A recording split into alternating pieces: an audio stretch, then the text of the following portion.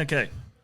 3, 2, 1. Do you want to introduce us? Do you want me? Okay, yeah, you fine. introduce us. You introduce us every week. Okay, fine. I just thought I got to fuck it up. 3, 2, 1. Hello, everybody, and welcome to the third episode of the pre-production meeting. We're in the same clothes because we're filmed these 1, 2, 3 back to back to back. How are we feeling, Austin? Bro, we're feeling good. Feeling good. Those first jitters out of the first episode, they weren't even present in the second one, and this one's I had a little mind blank in the second one, and you guys wouldn't have seen that because it's been cut out. So me too, which is you'll see it because we're going to beep it out. Yeah. But I think now that we're into episode 3, it's going to sort of pick up a bit of momentum, and we're going to get going. And then every week from now on, it's just going to get better, bigger and better, bigger and better. Yeah, and guys, we're sorry if you can hear some background noise. Again, thank you to Bella Vista Hotel for letting us use the podcast studio. But there's people having lunch outside. They're looking in. We're literally right outside the window. Yeah. Maybe one day we'll get a camera and we'll make a couple of memes out of some people. 100%, mate. They come to the window because it's so blacked out, and they're putting their heads. It's like the one-way mirrors in what's it called, police stations. Yeah, exactly right. Like that. Yeah. But Austin, you're taking charge of this episode. Take it away. Okay, so much like in episode 2, we went over my aspirations with my film, Swirling Vortex. But today we're going to switch it up and we're going to flip the script, literally, onto Joshua Urquhart. So Josh, I'm going to ask you, first and foremost, dreams and aspirations into this project, please. The floor is yours, sir. Dreams and aspirations into this project. Yes. Well, this project that I am doing, which we'll get into, is a proof of concept. Yes. Now, I say proof of concept, and, some proof of concepts are very amateurly done because they want funding for a bigger film. This proof of concept that I'm doing, I'm putting absolutely everything into. It will be as well made as any film that you've seen. Still a short, but it is a proof of concept. So I guess I'd say my dreams and aspirations for this project is to do well enough. If it eventually turns into something, whether that be a limited series or a full feature from this short that we're doing, so be it. If it doesn't, I still got a cracking short film that will run the film festival circuit. But my dreams and aspirations is hopefully somebody seeing this and going, you know what? I want to make this a big thing. And due to my connections, I'm hoping to pitch this to a certain streaming platform, which I won't say what exactly, but it's one of the big ones. Yep. Which I am confident that I can get into the room with the right people. It's just how well we execute this project, which when I'm confident about something and I have a good feeling, it's usually right. Yeah. My dreams and aspirations is to turn this proof of concept into a short film that investors go, I want to turn this into something, whether that's them looking at this film via the film festival circuit or me pitching to people directly. Yeah, right, absolutely. And I like to refer to this method, we've spoken about this before, as the Whiplash Method. If anyone doesn't know what the movie Whiplash is, it's essentially about a drummer, Miles Teller, who everybody might know these days as Rooster. Yeah. Sexiest man alive, apparently. Yeah. Essentially, so the Whiplash Method, and this is similar to what Josh, I would imagine, is what you're wanting to do. Yep. Literally my main inspiration was from the Whiplash Method. Done. So Whiplash, they did a proof of concept. They had a sort of short film within the bigger picture that they did put all their eggs into, and then from that, from what I hear, is quite successful. Whiplash is quite successful. Yeah, a couple Oscar noms, you know. Did J.K. Simmons win Best Supporting Actor for Whiplash? I think so. I think he did. So we'll have to fact check that. Anyone who's listening, please fact check us. Yeah. For any of the shit we dribble. But dribble. Josh is approaching this with the Whiplash Method. What? Did you say Whiplash? I said Whiplash. Oh, I thought you said something like Whipfash or something. No, sorry. Yeah, no, 100%. That was my main inspiration is, so Damien Chazelle, who did Whiplash, he made the short film for Whiplash. So he wrote the feature, which I'm going to go about it a different way, but he wrote the feature for Whiplash and took a section out of that whole feature story, like a scene, and made that into a short film. He didn't have the funding for a full project. Yep. So what he did is he made the short, and then to get investors excited, he did that again to the best of his to the best possible way you can make a short film without making it amateurish. He got J.K. Simmons in the short film. He did everything that he needed to do, and it won a bunch of awards. Yeah. And a year later, he got the funding. No, a year later, he was making the feature there you go. for Whiplash. So he took a scene out of the full feature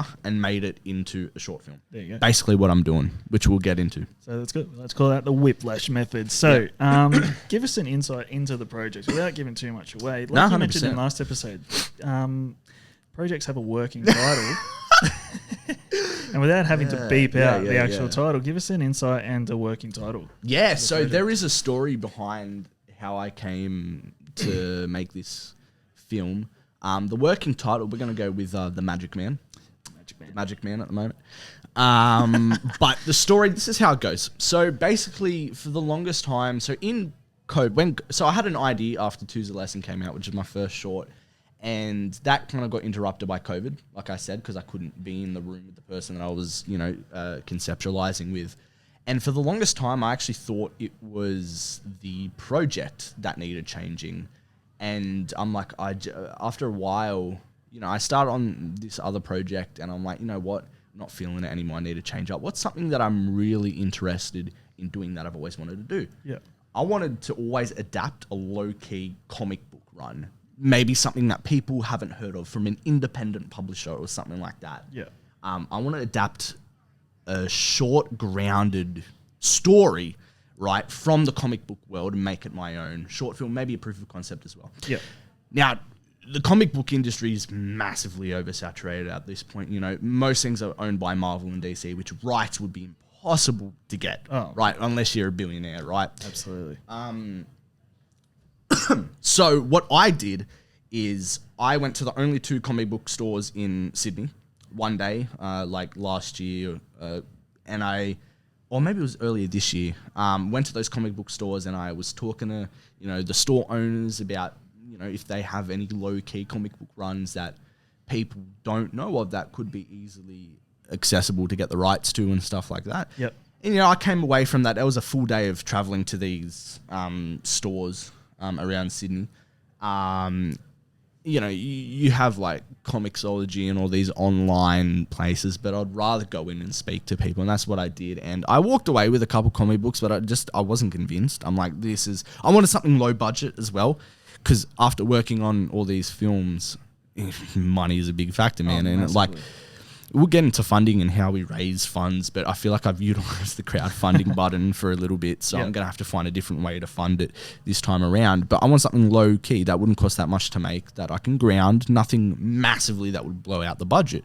And like I said, I came away with a couple comic books, wasn't convinced. So my next step was, I'm going to go to Reddit, right? I know they have a big community on there for all these different little niche topics that you're interested. So I went on a couple of the community comic book Reddits, and I asked around, does anybody have any low-key comic book runs that they would love to, maybe they've read or they know from independent publishers they would want to see made. Yep.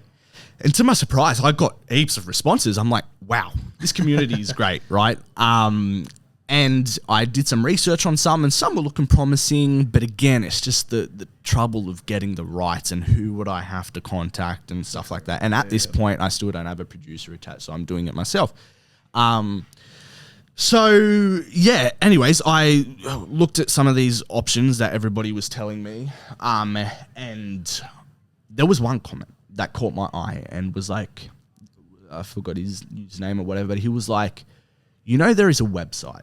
Right, there is a website where basically after World War II, a bunch of these comic book publishing companies went bust, right, lost their rights to all their characters, and they entered the public domain, right? If you don't know what the public domain is, it's basically a place where characters created by authors, doesn't have to be comic books, authors, comic book artists and stuff, usually after a good number of years after the author has died, they go into the public domain for people to use however they want.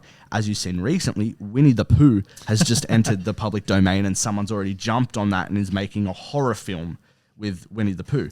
Blood and honey. Is that what? Yeah, blood and honey. There you go. So I didn't know about the public domain. It's a website, mate, over 4,000 characters that you can choose from, you know? So I was like, hell yeah. They're just free, right? There's free. No, well, I mean, you'd still have to do your research and stuff not like free. that. Essentially, there's no rights to those characters. You have to double check because there were a couple characters I came across on the website which I remember looking at and they just seemed so stupid. And about 2 months later, James Gunn used a couple of them in the Peacemaker TV series, like Judo Master, right? If you guys have seen that, Judo Master was a character on the public domain that I was looking at, not to, adapt, but it was just like, this dude is so stupid. I don't know how they could ever put him into a thing, and they did. Anyway, so I did some research, and I was researching for a good amount of time, and you can sort by powers and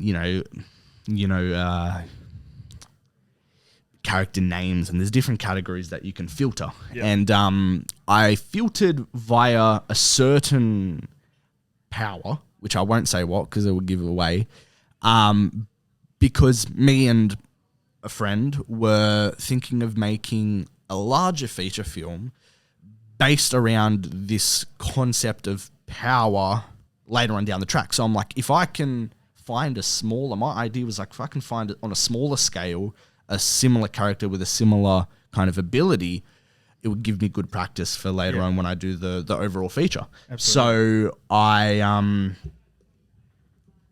just fixing the microphone. I found this character. Now, this character, I clicked on it because he had a snazzy name. And good luck trying to find him. That's not a challenge, by the way. Don't try and find him. Good luck. No, like it was just, I had to deep dive so many different things to find this character. And I'm like, he's got a fancy name. Check him out. And literally I press on his profile and there's one description. Yeah. One description of this character. And I'm like, wow, this has drawn me in. Yeah. Nothing else. I know that this character was actually from a book, not a comic book. And it was written in the late 1800s, right? So I researched this guy, see if there's any information about him on the internet. Nothing. No information, nothing. You search up the name, there's only a link to buy the book. Right? Okay, yeah. So I was like, God, you've got me intrigued because he's got these certain powers that I'm intrigued in. You know, it was made in the late 1800s, and you know, it's based in London and Egypt. So that drew me in. That's all. I don't even think they told you about the London and Egypt bit on the website. But anyway, so I went ahead and bought the book and I'm like, this is something I'm intrigued in because I've always wanted to adapt something. You know, I've got original ideas, but I wanted to challenge myself in adapting someone's work. Yeah, right. So I got the book and I haven't read a book since primary school, Diary of a Wimpy Kid. So I was like, this is where the first challenge starts, is trying to get through this book. So I read the book. To my surprise, it took me a couple of weeks. It was only 300 pages. I know you guys could probably, you know, the avid readers would smash that out in about a day or two. It's a slow Tuesday. Yeah, dude, exactly. I know you're the most avid reader that I know, right? Oh. Mate, come on. When was the last time you read a book? It's just, I don't think people do that these days. Do they read books? I think the last book I read, I read a couple of books last year. Okay. But maybe just me. The narrative one, year 6, Holes, 50 chapters. Right. Fuck me. 50 chapters. Yeah, this one had like 30 chapters and I was daunted. Like it was. Oh, but no, don't let that fool you. Like 50 chapters of like 3 pages. Oh. Like, okay. Pretty sure there amateur were numbers there mate. As well. Yeah, for colouring. Was it a choose your own story book as well? Exactly right. Holes, great book, great film. Yeah, I never heard of it. Holes. Australian or no? Shia LaBeouf. Okay. Oh, maybe. Okay, no, never heard of it. Future potty, he's gonna watch. Yeah. So I read the book and I was blown away. Because I knew nothing. There's not even a blurb about this on the internet. You search him up, YouTube, Google, nothing about this character except the one description that it has on the website, right? Anyways, the way that the book ends as well is very similar to my filmmaking style. And I'm like, this is a cracker. I am inspired. I'm ready. Let's do this. Done. So, but then it came the challenge of the rights. Yeah. So so it was in the public domain. Usually when they're in the public domain, they're free to use. I wanted to be sure. So what I did is I contacted a bunch of copyright people from a certain country to try and see what the go was for this. And, they would then redirect me to someone else to email, and I finally got onto the right people. And luckily they came back straight away and they're like, yep, so the author to this book actually died in 1940 or something like that. Shit. And they're like, after 70 years, copyright's abolished. So you're free to use this however you want, whatever medium, good luck. And I'm like, that's the green light I need. Yeah, fuck off. Full steam ahead. So that was that. And I actually then was like, cool. So then can I put my name on it so nobody else does it? And they're like, no, unfortunately you can't because you didn't create. It's like when you say, I want to own Winnie the Pooh. It's like you can't. You didn't create it. So it's a race against time, and I am certain, 100% certain that nobody on this earth right now has read this book, because to find it, you would have to go through everything. All the hoops I did to find this book. And hopefully you guys eventually read it because it's a cracking book. But yeah, your short film. Yeah. So my short film is going to be a chapter from that book, which when I was reading it, I could visualize it. And I'm this would be a cracking short film. It introduces most of the characters in the film, gives a little tease for what the rest of the story is about, and a cracking location as well. Okay. So it's very exciting, and that's basically a little insight. I like to say a little teaser as well. Bridgerton meets Indiana Jones. I like how you said that into the mic as well. Yeah. You said Indiana Jones in it as well. All right, ready, guys? I like it. Put your headphones on. I'm going to do that again. Bridgerton meets Indiana Jones. God damn. Okay. There you go. I like it a lot. With the project and the insight you just gave us and all that kind of stuff, I want you to tell me if there's any directors or people in the industry that inspire you just in general for all your filmmaking goals and all that kind of stuff. But with this project, is there any sort of taste you're going to take from, people you look up to in the industry and all that kind of stuff and try to mimic in this film? Or yes. Recently I've been on a bit of a Taika Waititi binge of his shorts, of interviews and stuff like that. I like the approach that he has to most things, which is very chilled and laid back. And he's working for a big company like Marvel, but he has full creative freedom and is just as wacky as can be. He says that he doesn't do much research, and for the characters, he puts his own spin on things. Good. And I feel like I'm going to have to do a similar thing, because the book that I bought is written in old, English language. So some of the language is just funky and funny to me, man. But I love it. It's such a challenge. It's such a challenge to try and put this language into 21st century language, but still keep... honor the times kind of... Honor the times, with the language and stuff, but make it more understandable. Because a lot of it is in a dialogue and stuff like that. But that challenge of taking something and making it your own without the fear of other people getting involved, kind of what Taika does with Thor. You know, he didn't really care what anybody thought about how he was going to take the character, and he did it his way. So that's basically what I'm doing. I have done quite a bit of research on the time period, which is really interesting. Late 1800s London, Egypt, It's been fascinating because I've never been much of a history buff, but I've had to research, Egypt that time, which was crazy. The French and the English overtook them and stuff like this. Right, and absolutely. It's fascinating, man. You have to know these minute details. So then when you're crafting the story as a whole, it's easy for you to create the world around you, knowing what's going on. But inspiration wise, Taika Waititi definitely. I want to make it a little bit funny as well, which I like Taika's style with. It's got a very you know, I've always in my films liked the Nolan type ending. Yep. I like to keep my endings a bit ambiguous. I would say this has it's kind of different in the sense that it has a satisfying culmination of things that you set throughout the film. Again, this is I'm talking feature. Yeah. But for the short, I like the ending and how it goes. It's opposite to what I would usually. I think it's a little bit ambiguous. I need to read it again, honestly. I read it a couple months ago, started rereading it now. But yeah, inspirations, Taika, Nolan, and that's basically it. Yeah, fair call. And look, what's your why for this project? Give us like a sort of. Sorry, I'm trying to make it not sound like I'm. No. All that kind of stuff. No, of course, man. Yeah. My why. Yeah, what's your why for this project? I want to show what I'm capable of, right? Because I believe in myself and I believe in my abilities.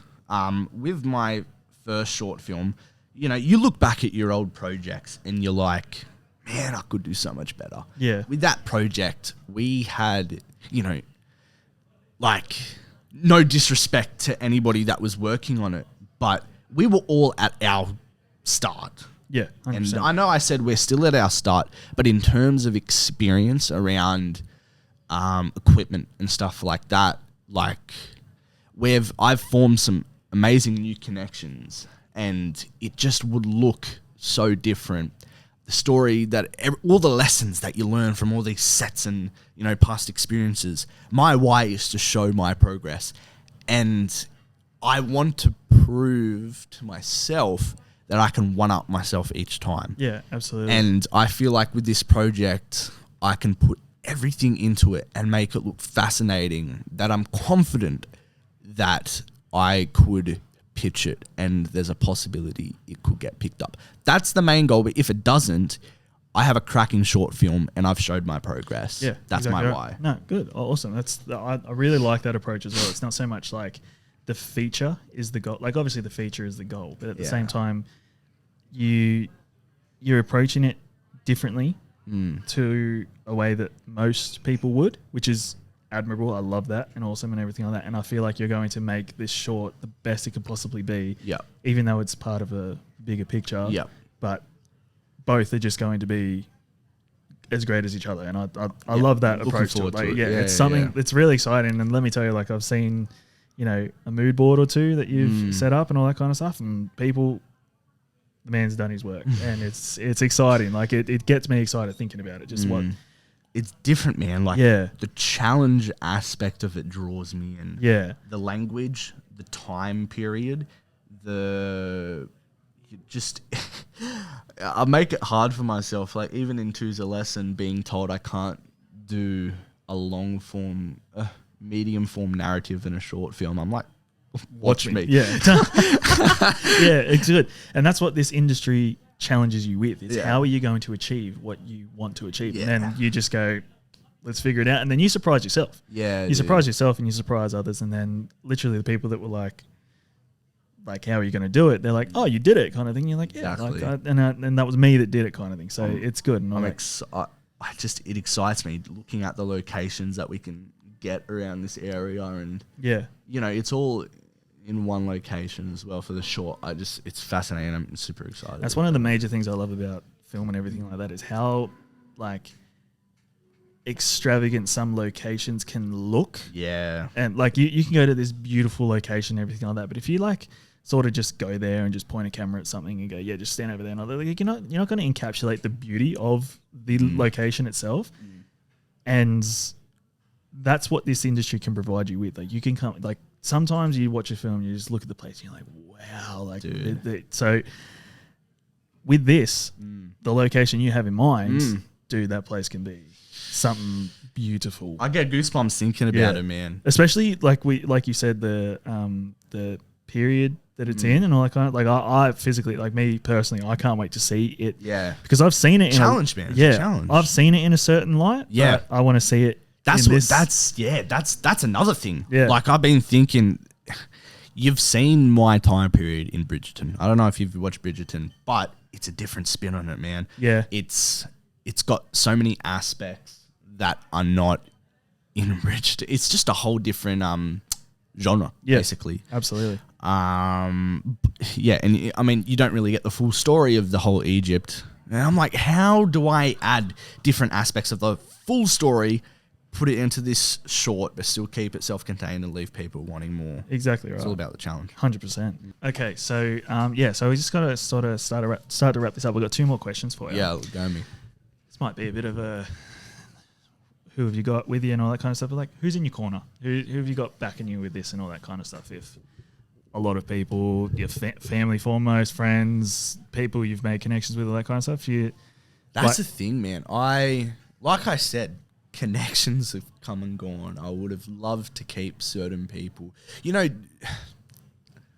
people have been attached to this project. Yeah. Life happens, they're not attached anymore.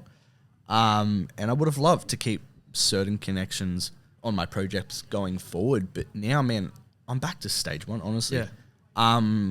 My goal is I need to do what I got to do with this, like in pre-production wise. Yep.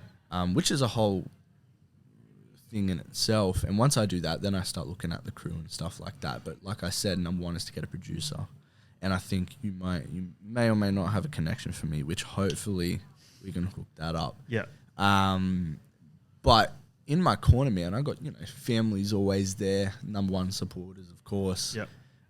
Friends as well, very supportive, and they all want to be a part of it. It's the scale of this as well is exciting. In the short film, there's so many extras. So you would be creating the environment, man, of another century, and all of my mates want to be extras in it. And, we dress them up in that late 1800, like, production design and stuff. It'd be crazy. Yeah. Costume design. My family, my friends, connections to crew, I got my composer. It's one person that I know will always be in my corner. Yep. And he's insane, man. Like, Very impressed. He's now, bro, like, Insta famous as well. Like, he's doing bits, and I'm so proud of him. And we've kind of done this together. He's over in Italy. Well, roughly so. Yeah, That soundtrack for 2's Lessons out of this crazy, world, man. It's on Spotify if you guys want to listen. Like, he's an amazing composer, Federico Ricci. Federico Ricci, if you want to have a look at him. Listen to his stuff. He's a great man, first and foremost, but an even better composer, man. Yeah. Actually, no. Great composer, even better man. There you go. But yeah, so in terms of that, that's really the only crew member that I've looked at in terms of this. It's going to be hard, man. Like, it's going to cost quite a bit. I need a good production designer, good costume designer, good producer first and foremost, can sort a lot of that out. But yeah, in my corner, that's basically everyone. Yeah, fair call.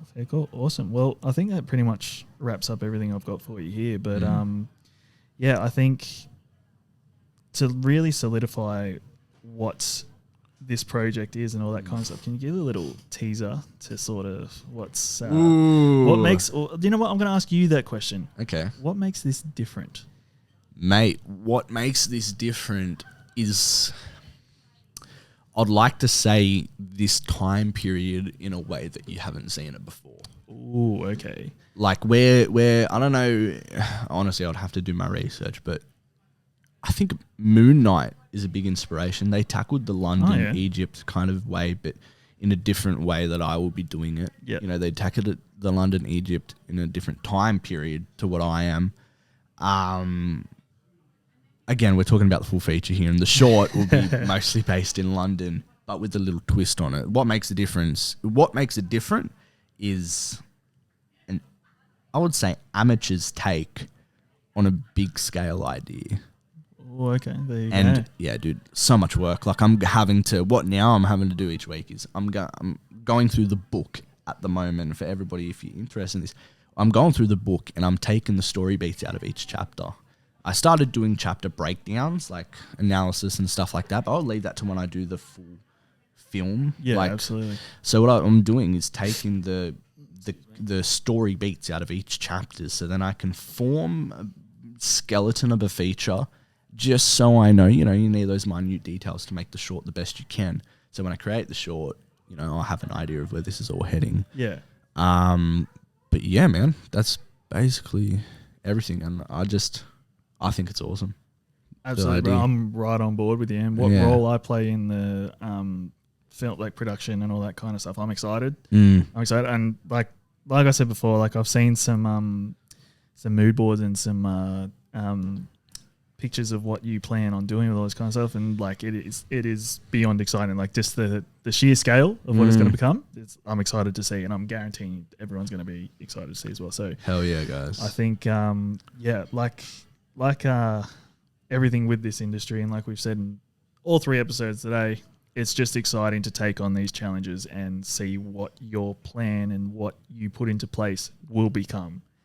So yeah, I think on that note, we might tie a little bow on this episode. Yeah, we'll tie a little bow. Guys, you can see us on Instagram and TikTok, the Pre-Prod Pod, YouTube, the Pre-Production Meeting. And from this episode onwards, so not this episode, but from all the episodes to come, be a bit of a different, structure to the pods. You know, where these first 3 episodes were filmed back to back to back, because basically an introduction to the podcast was at 1, 2 was Austin's project, 3 was my project, and the episodes to come will be progress on what we're doing each week to take steps to create this film, but 100%. With little added bonuses. You know, we'll get people to come in, tell their experiences of the industry, you know, ask them the hard-hitting questions that maybe they wouldn't particularly get. And in that same breath, if they have an idea that they, like us, need accountability partners for, they can come in and say their idea, and then, you know, we can hit them up and see where they are week to week and all that kind of stuff. They can, I love it. Like they can come in once and then come in again and give us an update on where they're up to and all that kind of stuff. You made a good point off camera. Season 2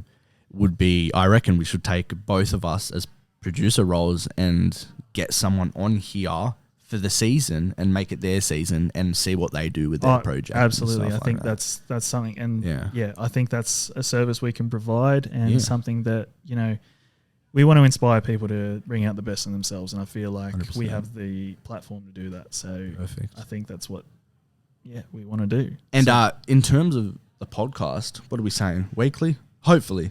Weekly is the goal. Weekly is the goal. I'm not sure what day yet, so you'll see what day this comes out on. Yep. Or these 3 come out on. God. Yeah, it's time to wrap up. Yeah, okay. All right, we're going to tie a little bow on this. Josh has outlined all our socials, and on that note, Peace in the Middle East. Couches.